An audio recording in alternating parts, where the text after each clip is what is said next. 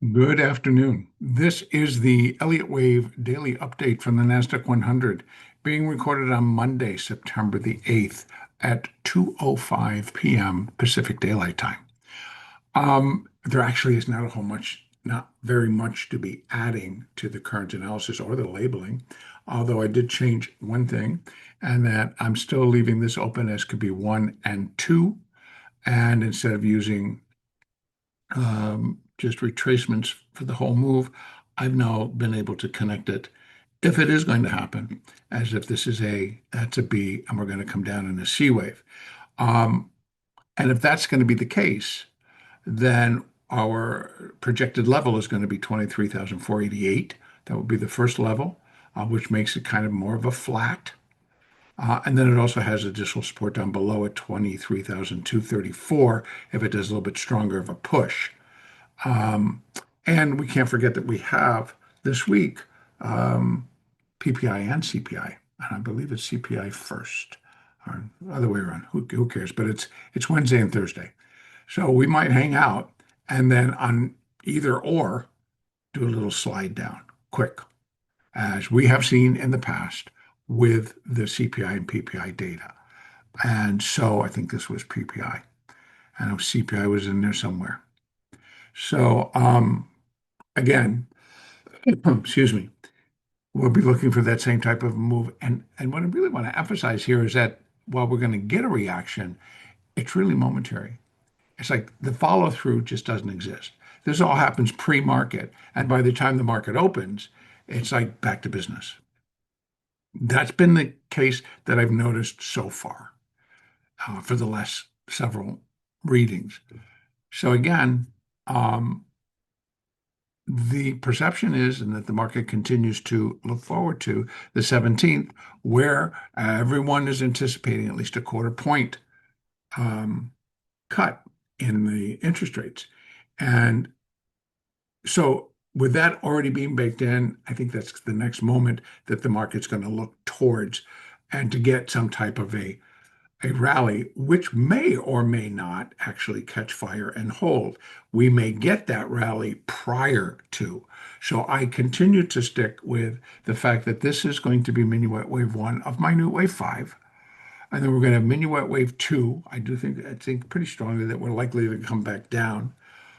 If though we start to rise and we get above that high, it is going to, it could produce an irregular two wave, and that would include a new high, and then the market dropping all the way back and still getting down to here or here.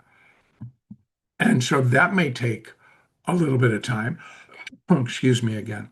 So we got to leave it all open though for right now. But that could all happen with the breaks not really getting out beyond this range that was set on Friday. So we could trade up to it, come all the way back down to it, and trade down to it, and come all the way back up to it. And so all of the above can take place. We can still do it at A, B, we get a C wave down to there, and then it turns and rallies. So, and then we still have, both numbers coming out midweek. All right, so I'm going to leave that open. Those are our markers, 23,694, just support, not necessarily position changing or Elliott wave label change.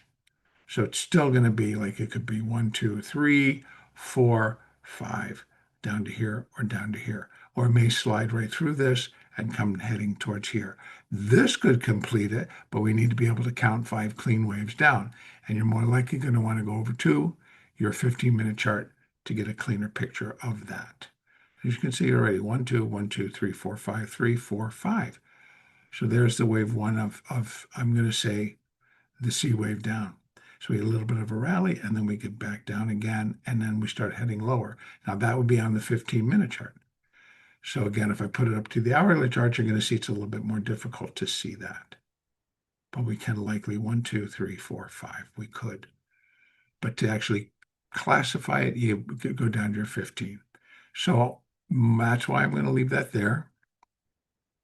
A, B, 1, 2, 3, 4, 5, down to here, with potential for down to here. Okay. And then still, let me pull this back in. That leaves open our potential, our potential for the market to move higher within that minuet third wave. And once we get it, I'll put in new numbers because these are accordingly go from that low to the high and back down to here. And if we come down to here, still the same territory, so it remains valid. But if they go below it and come down to there, they'll be readjusted to include that move down to there. But still, here, wave three would be equal to, if it only got down to here, that wave three would be equal to wave one at 24,385. And like I said, always going to be looking for a little bit more. So that wave three is never going to be challenged as being the shortest wave, or even being in a circumstance, a possibility it could be the shortest wave. And the only way that could happen is that you label a three, leaving wave one as the largest wave. I rarely do that. I rarely do that. So again, because wave three cannot be the shortest wave.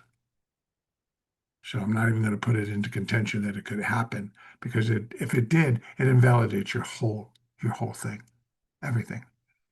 Okay, so moving on. So right now, I think our easiest path is to go back down, but it could hang out, go a little bit, hang out, go a little bit, or get both directions going in here as we continue to basically do a wave two correction. Remember, impulse, easy, corrections, a pain. All right, so gamma levels will be updated tomorrow morning. And something actually came into play today, but nothing too significant. Trading was okay. Again, bringing it down to a 5-minute, 2-minute, and a 15-minute chart, there were some opportunities. But I want to just make sure that people understand, first of all, the trade room is reopened. And you can go to www.logicalsignals.com, go to the trade room tab, and you'll get all the information you need of what I talk about in the trade room. And then there's an article that I had first published in, I think it was 2013, re-entered it in 2014, and then referenced it again last year in 2024.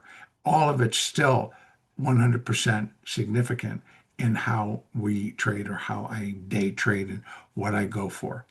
And so I suggest if you're going to go check me out, check out that article that I wrote and then see if you make a decision about coming and joining the trade room. I am offering some special deals. So just to kind of, come on in and take a look and see. Again, I'm not for everybody, but I think that if you have a thought that you want to trade, you want to day trade, you want to be, quicker in and out, make your money and be done for the day, that's perfect.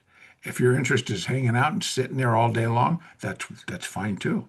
But I can tell you that's like I think it's mostly going to go in right now. The market, this was more mid-afternoon, so that worked. But a lot of times when we're correcting, we get our moves first thing in the first hour and a half. The tradable ones that you're going to make your money on. And then it just kind of goes sideways and gets choppy or whatever. All right. Now, so gamma levels tomorrow morning. We do have now. Let me just say to be exact what that's wrong. So I want this one. Let me look at that economic calendar. I'm going to tell you it is PPI on Wednesday and CPI on Thursday. So they kind of twist them around. Like next month, it'll probably be CPI on Wednesday and PPI on Thursday. Okay, so we got that midweek. So tomorrow again could be choppy, range bound, kind of like boxy, everything above. And that's actually going to be it for today. My expectations remain for the market to have a stronger play to the downside, finish this ABC, put a wave two on it, pick up wave three, which should provide some really solid positive. So in other words, the bar, we're going to see volatility being knocked down and likely the risk on trade will be coming in full blast, all in advance of the interest rate decision. Okay, So that is going to be it. And the next update will be tomorrow morning.